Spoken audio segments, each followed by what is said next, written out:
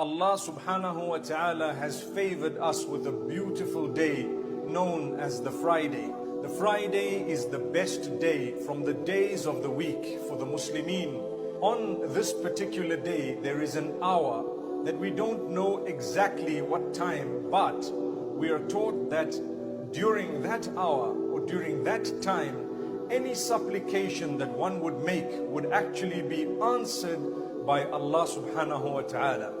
So on a Friday, make sure that you continue to call out to Allah with whatever your needs are throughout the day.